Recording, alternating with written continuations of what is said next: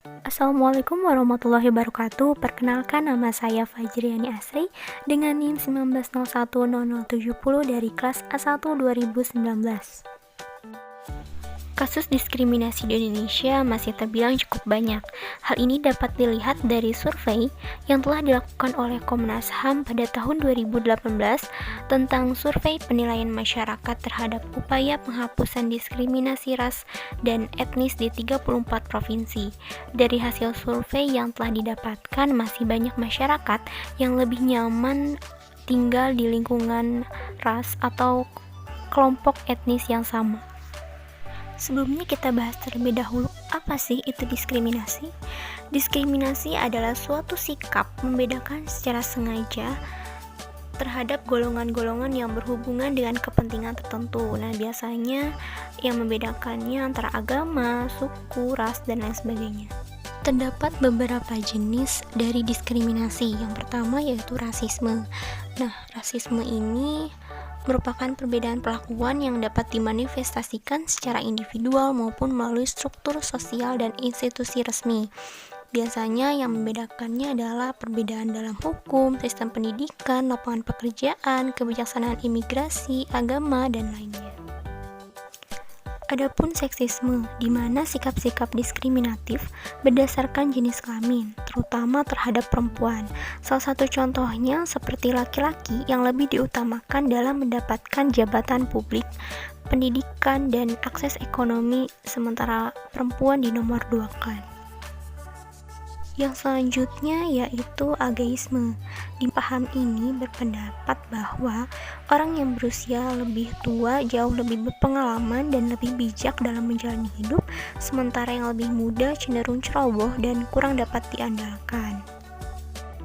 Lalu tokenisme, di mana dapat didefinisikan sebagai pemberian sedikit perlakuan positif kepada kelompok tertentu sebagai alasan untuk menolak pemberian positif yang lebih besar.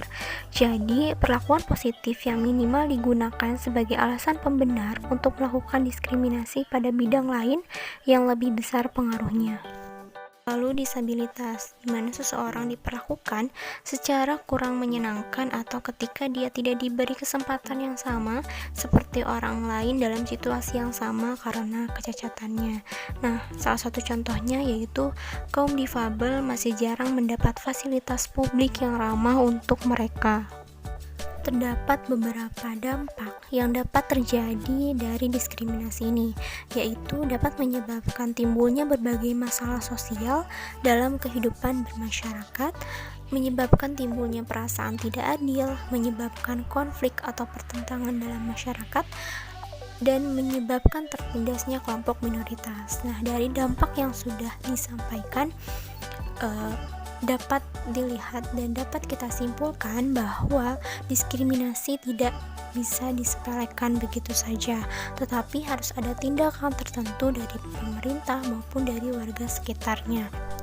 Karena jika tidak ditindaklanjuti dengan tepat, maka akan menimbulkan suatu konflik atau perpecahan di antara warga masyarakat Indonesia itu sendiri, dan juga mental orang yang mengalami diskriminasi akan mudah rusak karena ia merasa tidak diterima oleh masyarakat sekitarnya.